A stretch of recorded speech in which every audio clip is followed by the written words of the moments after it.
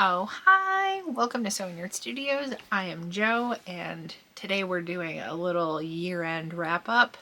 If I sound a little rundown, it's because I am. It is so cold outside that our indoor-outdoor thermometer isn't even showing the outside temp because the battery for the sensor is not powering the unit. So likewise, I have had very little output for the past week or so. I did my last event of the year, like last market, 8 days ago. Today's Monday, the 23rd of December. The last one I did was the 17th. No, 17th was a Tuesday. It was my nephew's birthday. I finally saw Wicked. I shed like one single tear. I honestly expected to cry more. I also have a lot of theories about it, so if you would like to talk about Wicked, please do so. I have read a little bit of the book. I had thrifted a copy years and years ago, and I never got that far into it. I've been trying to listen to the audiobook. I'm barely into that, but I'm enjoying it. It's like a really interesting world. I was like pretty indifferent about Wizard of Oz. Also fitting, that was one of the very first DVDs my family ever owned. But it was also so groundbreaking in so many other ways when it first was created. And that technology seems so advanced in the early 2000s when we finally got one. It was The Wizard of Oz, Monty Python and the Holy Grail, and Stuart Little, which means I need to look up what year Stuart Little came out. I mean, I guess like 2001? 1999. Okay, so yeah, it was probably 2000, maybe 2001. One of my aunts, my least favorite of my aunts, a wildly abusive woman. Hi, if you stumble across this, please stop trying to get my phone number. Merry Christmas. In addition to other things this year, I have grown so much as far as setting my own personal boundaries. Clearly, genuinely a fear of mine going into therapy was like, but what if I become too powerful? And little moments like that, I'm like, is that too much? No, it's not, because that person's a monster. And if they view me as a monster for feeling the way I do, that's not a me problem. Who have I become? I'm protecting myself, you know? Anyway, if teenage me could see what I have turned into, I think it's a good thing. Even just, I cannot tell you the last time I put makeup on, but I just felt like it. Today, I reorganized my makeup. That's why I finally threw out some eyeliner that I had from literal high school. Here's the thing, right? My older nephew, whose birthday it was, that I went to go see Wicked with. Also, I did a weirdly good job bowling before we saw the movie. And I was throwing right-handed. I am a southpaw. And my shoulder has been partially dislocated, subluxated. My shoulder's been wrecked for weeks, so I didn't want to use my left side, so I was throwing with my right hand, and like a third of the throws I did were strikes. Anyway, we were also doing 10-pin bowling versus candlepin. I prefer candlepin, maybe because it doesn't make my arms feel like they're getting pulled out of their socket, because they're just little guys. Just little guys. Boy, anyway, that kiddo was born when I was a senior in high school, and he is a senior in high school, so it was time to throw that makeup away.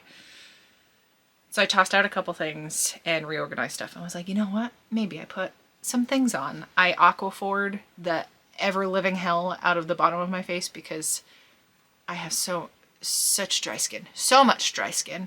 It's just that time of year. It's just that time of year. We've been cranking the wood stove. I am so thankful to not have a job where I am standing outside all day like I did as a teenager, because I don't know that like this meat sack can handle that anymore. It's bad enough that one of the last 4 markets I did of the year, I'm a little discombobulated.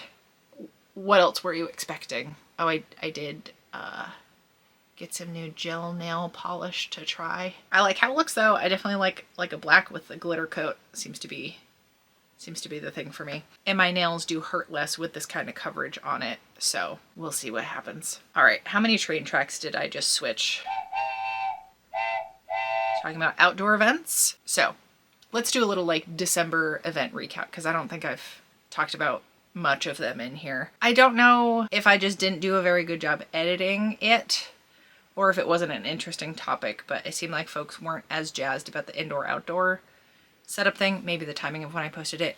Who knows these days? But any of you that saw it, thank you for watching it. I appreciate you.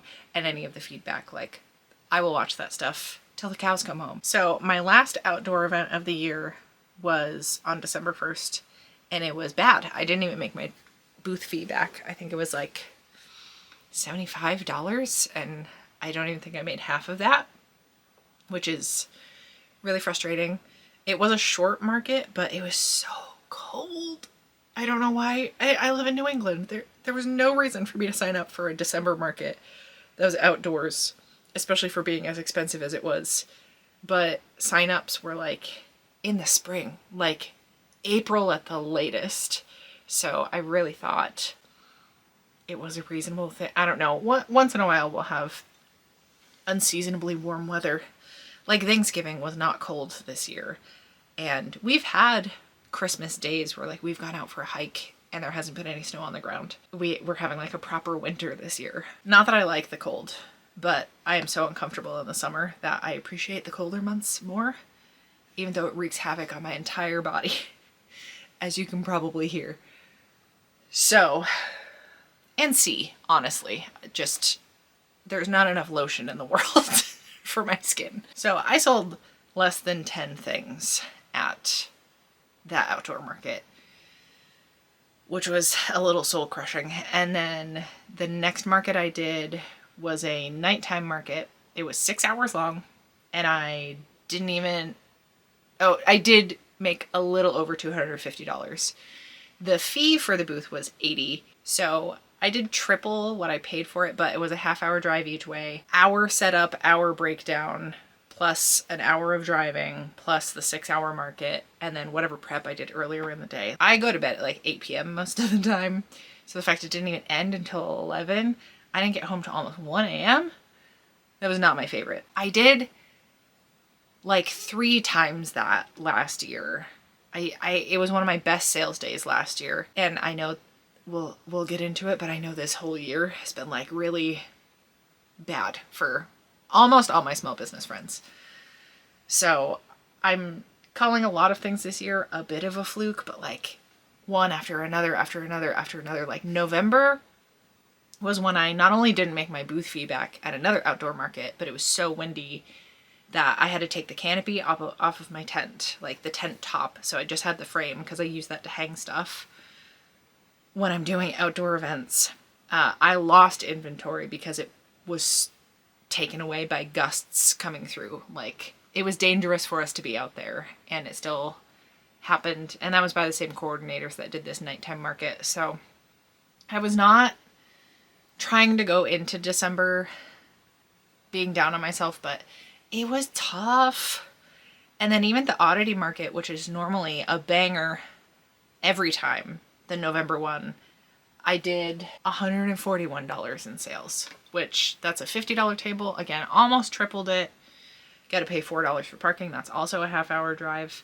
That's at least only a 4-hour market. It's not my favorite thing feeling like this, but the last 2 markets of the year, my favorite one, even though it's more stressful for me in the lead up and day of, was the countdown to Christmas market we did at the brewery I work at, Rockingham Brewing Company in Derry, New Hampshire. I think we're going to go even harder next year for events. Like I've been talking to the owner about wanting to do markets. They just opened a second location in Newport, New Hampshire, which is closer to Vermont. And I wonder about also doing some markets up that way, because there's a really big event called the League of New Hampshire Craftsmen Art Fair exhibition, whatever. It's like a 2-week-long market, and it's juried. People pay thousands of dollars just to have a booth there. But like Steven Tyler from Aerosmith is a frequent customer. It's a different level of customer base. And I think that's great. The thing about it is you have to pay to shop there. And I don't even know how much it costs, to be honest. But it's such a different echelon of art market, art fair, that I think having some other option where you could just go to a brewery and buy some stuff from smaller makers, I think would be cool. Not that I think I'm at a lower level of thing, but like I would not call my stuff fine art for the most part. I imagine a lot of like lino block print artists don't get accepted into stuff like that. Certainly the charm jewelry I make out of literal takeout containers does not apply as fine jewelry. So I think doing something like that could be cool. I'm sure there's like market research to be done as far as what types of windows of time are busier up that way, but it also just gives me an excuse to go to the new location because it's a bit of a hike for me, but I would do it for a market. Also, I was organizing the one at the local brewery, so I didn't have to pay for the fee. We only charge $10 because then once we get a handful of vendors, that covers the room rental fee for the unit we take over at the brewery for it. So like that's all the owner wants to cover. Oh, hold on. I have a thing to share. Speaking of that market, I splurged and I got myself a mug. This is Nessie. I would like to have a whole cryptid collection from her, but this is by Abby at Vervain Artworks. I'll link her in the description. I'll link Instagram accounts of everybody that was at the market that day. But I bought myself a scarf, that mug, and some cookies from one of the bakeries that was there because I actually did pretty well, but I sold a bunch of mini bags and I actually sold one of my dresses. It's so funny. I've had this dress, this houndstooth dress, on my garment rack for 2 seasons now. Like I made it in 2022 and I had it on my garment rack that whole holiday season and all last holiday season, and no one ever showed interest in it. And I had 2 versions. So one, like the body of the dress had this houndstooth print and the cowl was solid black and so were the sleeves. And then the other houndstooth dress, it was like opposite color blocking. I sold that one that Sunday. And then the next market that I did, which was my final one of the year, I sold the other one. Which made me really happy. I actually sold, I think, 4 garments, which is the most I think I've ever sold at a one-day market. I sold 3 different cardigans. It reinvigorated my desire to make clothes because it's been a while since I've felt inclined to do that. So I think I burnt myself out on every aspect of inventory building this year, though. I'm feeling reinvigorated to do that. I came across 3 buffalo plaid flannels. One is red, one is green, one is blue. They're all the same brand and they're all the same size. And I have every intention of mix and matching sleeves and yokes and collars because I love the look of that. I haven't made like a Frankenstein color block thing in so long, even though those were some of my very first sewing projects. And I love a good color block. I'm desperate to do that. And either I'm going to keep them or I'll sell them at events. But I'm just so excited at the prospect of doing it. That was the one thing I'll give no, I can't even give fast fashion stores credit for that. Because what I did is I went to like a Charlotte Russe or something and I bought 3 of the same shirts, but different colors. And I thought they were the same size. The width of like a medium is the same across the board, I believe. But so inconsistent with the length. And for me personally, things are never long enough. And I remember losing my mind at like a Forever 21 because I bought 2 of the same shirt and one was so much shorter than the other one. And I specifically looked like same size, same style, but that is fast fashion for you. That's how I started. Like I hand sewed it all. It was before I was comfortable even touching a machine. And yeah, I would mix and match the sleeves and everything. And it was a lot of fun. And I loved how it looked. So, color block till I die, I guess. Okay, I'm starting to go off the rails. Let me recalibrate what I wanted to touch on. I have things in front of me to prompt my memory. But, just for a little recap for the event, because on my TikTok/Instagram, maybe both, I've been giving updates as far as like, what's going to be my biggest seller of the year? Is it keychain bags? Is it dumpling pouches? Well, I'll give you a rundown of how many of each thing I sold at this most recent market, and then we can look at like the annual totals for everything. So I made $762.50 at the Holiday Oddity Market, which was my best of the year. for some people, and I'm trying not to get discouraged by this, if they don't break like 1,000, a couple thousand, they don't bother doing those events again. But like this was groundbreaking for me. I paid $50 for the spot and made over 10 times that back. So that seems exceptional. And if every market was like that, like that's my rent for the month. I would be more than happy to do that once a month, but sometimes I'll do 4 weekend markets and I don't hit that total. Again, this whole year was really tough.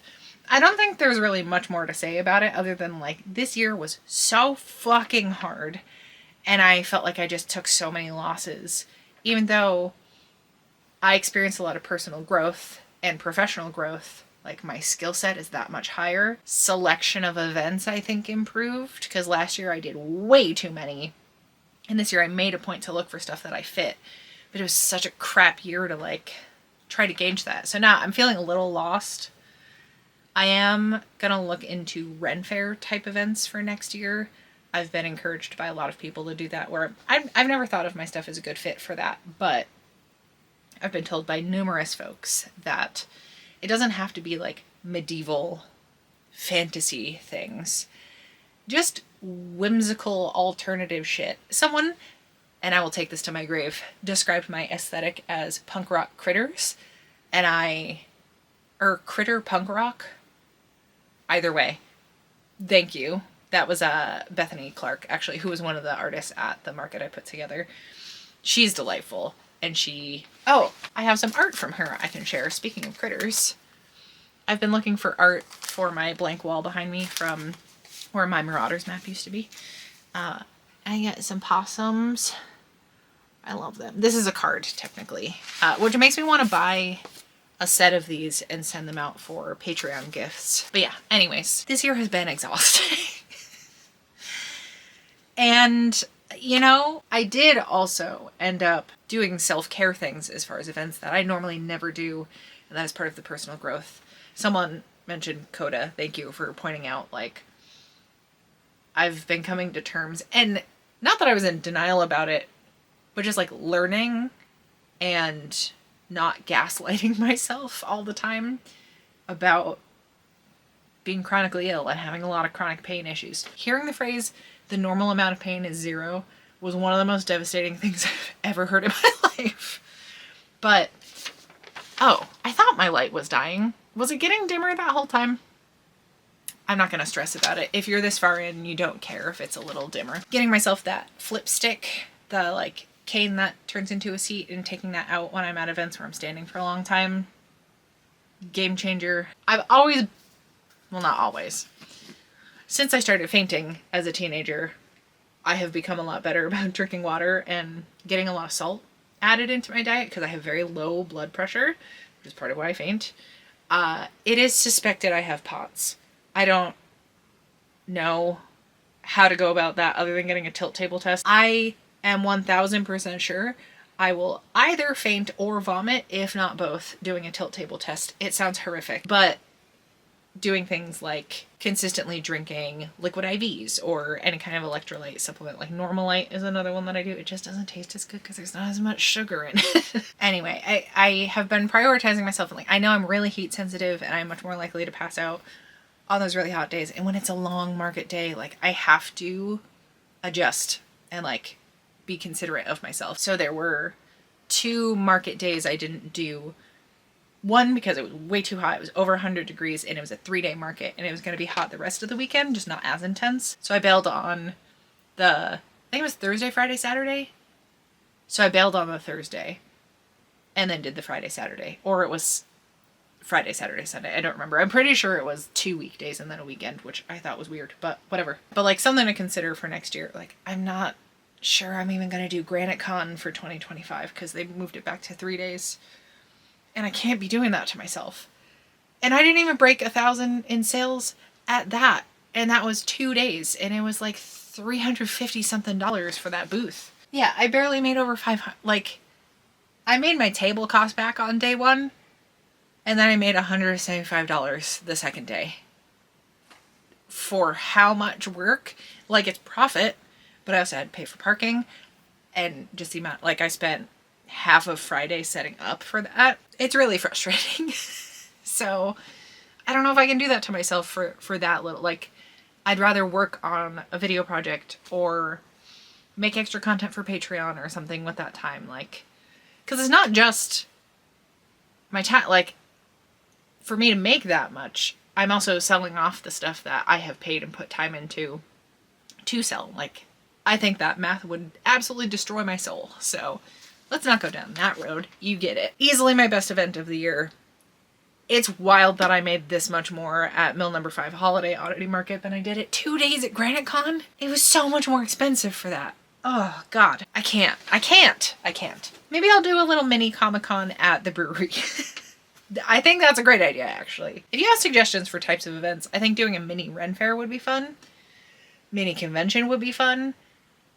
Like a pet lovers market would be good. I think a pride market would be good. I would like to do another Halloween one and a Valentine's one. But if there's a type of art market thing that you would enjoy or have suggestions for it, like, please leave me any and all recommendations. So, to give the breakdown from the Holiday Oddity Market, I sold 8 card wallets, and they all came in waves. I sold almost only card wallets to start. Then I sold a bunch of the cardigans and that dress. So 3 cardigans and a dress. I sold all of those within like 20 minutes of each other. I sold 8 keychain bags. I sold 10 dumplings. 3 dog bags. Those were all at the end. I sold 1 sling. That was like one of my last sales of the day.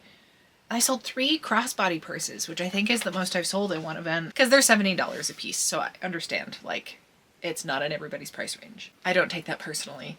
But it made me really happy that people were excited. But same thing, within like 15 minutes, I had a bunch of people buy them at once. Then I sold a bunch of mystery scarves and mystery earrings. And yeah, it was good. So I sold more dumpling pouches at that event. So that mixed in with everything else. Final totals for the year, I sold 132 dumpling pouches, which is the most I sold out of anything else. And then 116 keychain bags. They were neck and neck. Keychains took over very briefly in the late fall.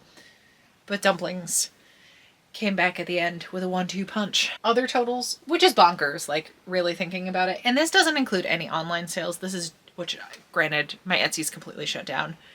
I'm moving to a Shopify at the very least for next year. I'm just not doing Etsy no more. But if there's anything you've been seeing in any of my Instagram posts, I will do some kind of sale via Instagram and like have a listing and then just have like a Square payment link for you if you are so inclined until I get things up and running. But please feel free to message me if there's anything you've been seeing and like you guys get first dibs. But I sold 77 mystery earrings. That's absolutely wild. And 28 sling bags, which are my second most expensive items. So those are 55 each or 2 for 100. I almost never sell 2 at once, but once in a great while. And then 19 crossbodies, which again, those are $70 a piece. I'm not mad about that. Then 39 dog bag holders, which are just altered keychain bags. 46 card wallets, where those were new this year. And I enjoy putting them together, but they are more time consuming because I basically like quilt tiny scraps together to make those. And I made a little over 6,000 at markets, which, looking back at the amount of work I did this whole year, like 6,000, that's obviously a big chunk of my income for the year. Only because I have the best support network in the world. I have this, the brewery job, and then you know what's coming is everybody over on Patreon. Y'all are why I'm able to do this another year. I'm not gonna get weepy about it. Just thank you for the support. Like, literally wouldn't be able to do this without you. So I think I will leave it there. Please let me know your proudest accomplishment of the year, be it personal, professional, just like a thing you learned how to make. I'm ending the year on a high note. I made this as a present. Please, to the person who just had a baby, please don't watch this. But I did a double zipper installation. There's a handle involved. I'm gonna add D-rings and over the shoulder bag. But like, look at this thing. I'm so excited. So I've just been noodling. This isn't for a video or anything, but I just wanted to learn how to do stuff. Try some other patterns. I'm not going to do any like work between now and the end of the year. Going on a little trip to visit said person that just had a baby and just have a quiet holiday. That's all I want. I hope you are all hanging in there. I know it's been a tough one, but here's to lots of creativity. And like, I know there will be hardships and things are going to feel really stressful and chaotic and overwhelming, but we're going to get through it and we're going to take care of ourselves and make a bunch of cool shit next year. So I will see you back in 2 Fridays in the new year. We'll talk about plans. Thank you so much for hanging out.